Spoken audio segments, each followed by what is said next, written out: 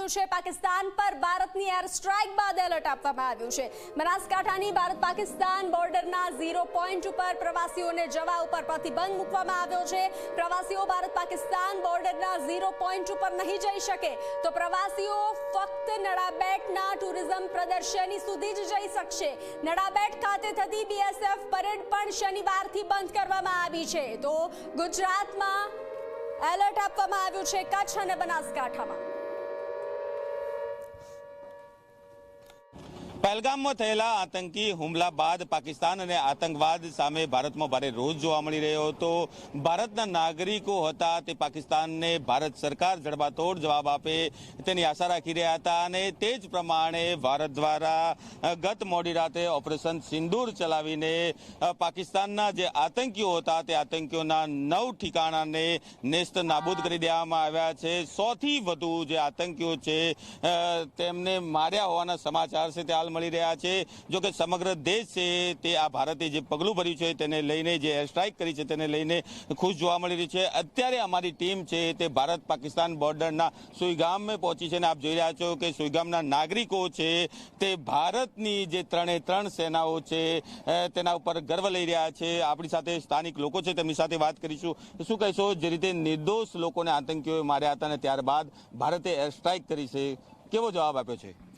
બહુ સારો જવાબ આપ્યો છે અને જે હુમલો હતો ખૂબ નિંદનીય છે અને જે આપણી સેનાના કાલના સમાચાર મળી રહ્યા છે એ બહુ વખાણવા લાયક છે અને 10થી 20 જગ્યાએ જે એટેક કર્યો છે એ બહુ સારું છે અને સેનાની સાથે છીએ અને અહીંયા કોઈ એવો ડરનો માહોલ નથી અને આ લોકો બહુ સરહદવાળા વાકેફ છે અને સદાય અર્ધસૈનિક અને જે સૈનિકો સાથે રોજનું નિત્યક્રમ મુજબ સુઈગામ જે ખરીદી અર્થે આવે છે એટલે એટલો બધો કોઈ ડરનો માહોલ નથી અને બહુ સારી રીતે વાકેફ છે લોકો। ખાસ કરીને જે રીતે ભારતે એર સ્ટ્રાઇક કરી તેને લઈને જે સુઈગામના લોકો છે તેમાં ભારે ખુશી જોવા મળી રહી છે। શું કહેશો, બોર્ડરના ગામ પર આપે રહો છો ને જે રીતે ભારતે જડબાતોડ જવાબ આપ્યો છે, શું કહેશો આને?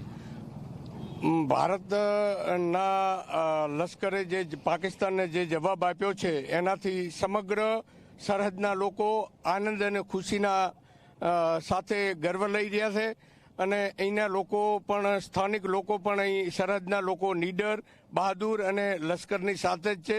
કોઈ પણ સંજોગોમાં લશ્કરને મદદ કરવા અને સરકારની સાથે ઊભા રહેવા માટે તત્પર છે।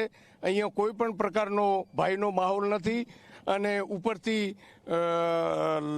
આનંદ અને ગર્વની લાગણી અનુભવે છે। ખાસ કરીને સુઈગામ છે તે નડાબેટ બોર્ડર નજીકનું ગામ છે અને અહીંના લોકો કહી રહ્યા છે કે જે રીતે ભારતે પાકિસ્તાનને જડબાતોડ જવાબ આપ્યો છે અને કોઈ પણ પરિસ્થિતિમાં આ સ્થાનિક લોકો છે તે સૈન્ય સાથે છે। શું કહેશો કાકા? ખુશ છો અમે, ભારતે જે જવાબ આપ્યો એના માટે ખુશ છો અમે। લોકો છે તે ભારે ખુશ જોવા મળી રહ્યા છે। શું કહેશો, જે રીતે આ બોર્ડરનો વિસ્તાર છે, પહેલગામમાં જે નિર્દોષ લોકોને આતંકીઓ માર્યા હતા ત્યારબાદ ભારતે અચાનક એર સ્ટ્રાઇક કરી છે અને ઓપરેશન સિંદૂર તહત આતંકીઓના જે ઠેકાણા હતા તેમને નેસ્ત નાબૂદ કરી દીધા છે। એ માટે ખરેખર ગૌરવની લાગણી છે, કારણ કે જે સિંદૂર નામ આપ્યું તે પણ એક જે નિર્દોષ લોકોના, કેટલીય બહેનો દીકરીઓના જે ચોંદલા ભૂસ્યા હતા એને અનુરૂપ સિંદૂર નામ આપી અને જે આતંકવાદીઓ હતા તેમનો લોકેશનલી ત્યાં જ જે ટ્રેક કરીને ત્યાં તેમના જે નેસ્ત નાબૂદ કર્યું છે તે માટે અમને ખરેખર ગૌરવ અને આનંદની લાગણી અનુભવીએ છીએ અને સરહદ ઉપર અત્યારે એકદમ દિવાળી જેવો માહોલ છે કે ક્યારે એમનો એટેક કરી એમને ક્યારે એમનો નેસ્ત નાબૂદ બધું કરી નાખીએ। ખાસ કરીને જે રીતે વાત કરવામાં આવે તો ભારતે આતંકીઓનો તો ખાત્મો બોલાવ્યો છે, શું અપેક્ષા રાખી રહ્યા છો સૈન્ય જોડે? અમે સૈન્ય સાથે છીએ અને ભારત સરકારની સાથે છીએ। કોઈ જવાબ આપવો પડે? હા, આપવો પડે તો તૈયાર છીએ, આપવો જ જોઈએ, આપવાની જરૂર છે। ખાસ કરીને સ્થાનિક લોકો કહી રહ્યા છે કે હજુ પણ પાકિસ્તાનને જડબાતોડ જવાબ આપવો પડે। શું કહેશો, એર સ્ટ્રાઇક તો કરી છે, 9 જેટલા આતંકી ઠેકાણા છે તેના ઉપર હુમલા તો ભારત દ્વારા મિસાઇલ દ્વારા કરવામાં આવે છે। હવે કેવો જવાબ પાકિસ્તાનને આપવો જોઈએ જેના કારણે પાકિસ્તાન ફરીથી કોઈ આવી ગુસ્તાખી ન કરે, આતંકી કોઈ ગુસ્તાખી ન કરે?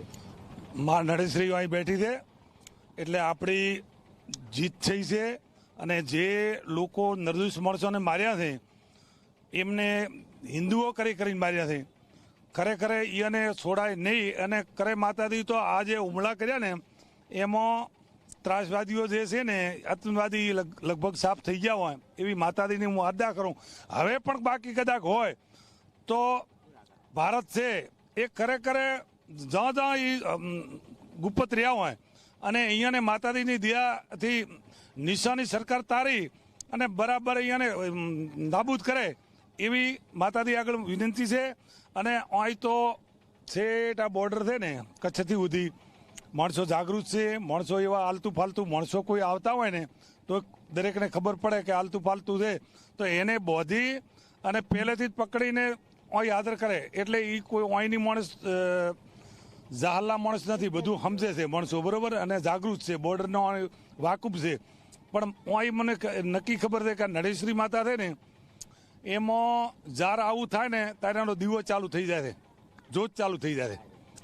એટલે અહીં એમ કે લડાઈ થાય છે તમારે અમદાવાદના બાજુના બંબઈના માણસો અહીં આવે કે તમારા બોર્ડર ઉપર છે એમ બીક છે. અમને કીધું કોઈ બીક નથી, માતા જગતદેવી છે ને એની દયાથી અહીં કોઈ અહીંયાનો કોઈ ફડાચ્યો ફૂટે નહીં. અને આપણા જે અત્યારે ફોજ છે ને એને ખૂબ ખૂબ અભિનંદન આપવો પડે ને વધારેમાં વધારે વડાપ્રધાન મોદી સાહેબને ખરેખર દેશનો હીરો છે. દેશનો જે તમે કહો ને એ અત્યારે એ બેઠો બેઠો વિચારી ધીમી ધીમી ગતિએ જે આ ઓપરેશન કર્યું છે ને એ ખૂબ ખૂબ એમને અભિનંદન હું આલું છું. અને બાકીના બધા જ તમામ જે ગામડાવાળા છે જાગૃત છે અને ફોજ સાથે ભેગા છો અને કોઈ જરૂર પડશે તો અમે ભેગા સાથે રહેવાના છે. ખાસ કરીને સ્થાનિક લોકો કહી રહ્યા છે કે જે રીતે આતંકીઓને માર્યા છે ત્યારબાદ જે બચી કુચેલા જે આતંકીઓ છે તેમને પણ ભારતનું સૈન્ય છે તે શોધીને મારે. શું કહેશો, જે રીતે ભારતે ઓપરેશન સિંદૂર પાર પાડ્યું છે કેટલી ખુશી?